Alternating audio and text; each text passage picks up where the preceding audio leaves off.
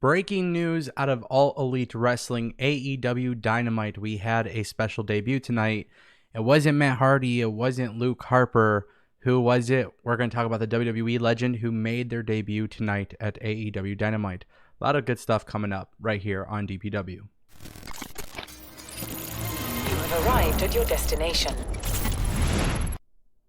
What's up, everybody? Welcome back to the channel at Tango with Ango on Twitter and Instagram. If you guys want to follow me there, don't forget to drop a comment down below. Let me know what you guys think about today's story. And of course, click that like button and click that subscribe button. Don't forget to ring the bell. This way you get notified on all of the latest content.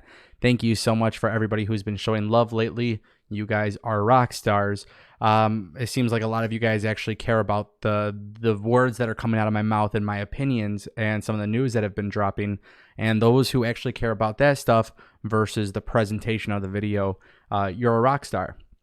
So I was actually at the gym today, and I was getting in my gym session, finished up at the gym, and as I was driving home, I get a call that somebody in AEW made their debut.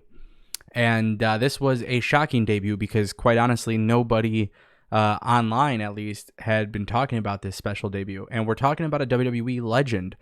So we've been talking a lot about Brodie Lee, a.k.a. Luke Harper. We've been talking a lot about Matt Hardy, Lance Archer. We knew for a fact Lance Archer would be on AEW television. And we knew that would be today. But the debut was actually WWE legend Jake the Snake Roberts. And I'm shocked. At first, I was watching some of the highlights of the footage and everything that was happening. I was watching it because obviously I have it on DVR. And one thing that I saw in particular that I thought was very interesting was the whole tonality that Jake the Snake is bringing to the show. So he is a heel, and he will be presenting a new client to AEW within a couple weeks. So AEW has taken this approach of having managers or valets or head coaches, especially in the case of Arn Anderson for Cody Rhodes. It sounds like Jake the Snake Roberts will be a advisor of some kind to an upcoming star making their debut. Now, I'm going to speculate in this situation. This is my speculation, but at this point, AEW has a lot of dark characters. They have a lot of heels. The promo that Jake the Snake Roberts, we're going to talk about in a little bit, but it was a very dark promo, and he mentioned something about the word darkness will be coming to AEW. And I'm pretty sure at this point, the way it's going to go down in Rochester, New York, I think we are going to see the debut of Brodie Lee.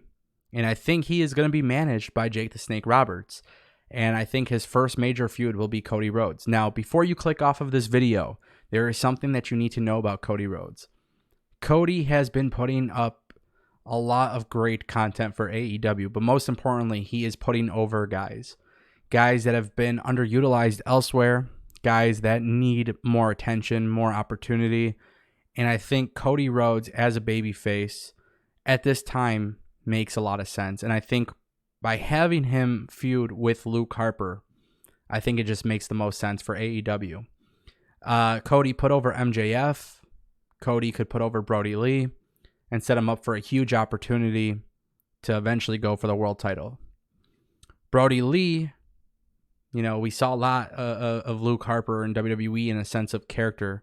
Wyatt family, Bludgeon Brothers, a solo individual star.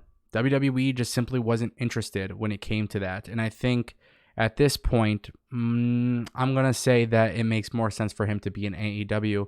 And I think it makes more sense for him to be with Jake the Snake Roberts. There's a dynamic there that we weren't expecting. And I think because it's something that we're not expecting, one of two things will happen. It'll either be very, very good, or it will be very, very shitty. There is no in the middle. But it brings me back to the promo that was made by Jake the Snake Roberts. So I kind of want to talk about this and spend a little bit of time on this because there's a lot of things that Jake the Snake Roberts had said. And honestly, the thing about Jake the Snake Roberts is health-wise, he is clean, he's sober. He obviously did DDP yoga. Very apparent from his appearance on TV that he is looking better. But he is older. And I think what we're really going to see here is AEW taking advantage of the wealth of knowledge that he has. So he cut a hell of a promo on Cody Rhodes. He starts building up the idea of his new client making his debut soon. And the words, the verbiage, the emotion, it was incredible. But what I think was really, really incredible about this promo was how he ended it. He said something along the lines of being afraid or somebody you respect, you turn your back to. And he literally turns his back on Cody and just throws the microphone. And something like that is just really, really crucial for the success of AEW, because you never want to use these old legends, especially from a company that's not yours. You know, obviously Jake the Snake has obviously wrestled more than just WWE, but most people will, you know, obviously associate him with WWE. So in this case, what it really comes down to, I think, is that if Jake the Snake Roberts promo was not good and it didn't get people excited for whoever is going to debut, then right out of the gate, the job would have been failure. But I think his promo was so good, and the emotion, and I think the expressions between him and Cody, it gets people really, really excited now about the idea of somebody making their debut that nobody was expecting to debut with Jake the Snake. That's the tough part here, though. Jake the Snake is probably not going to be in any physical altercations. He did take a shot at Arn Anderson, so we're not going to see any tag team matches. I just have to think at this point, he's going to be really good with his words. I think he's going to be a heel, maybe distract the refs. And I think Jake the Snake is really there to pass on his wealth of knowledge. I think that's why AEW is having him there.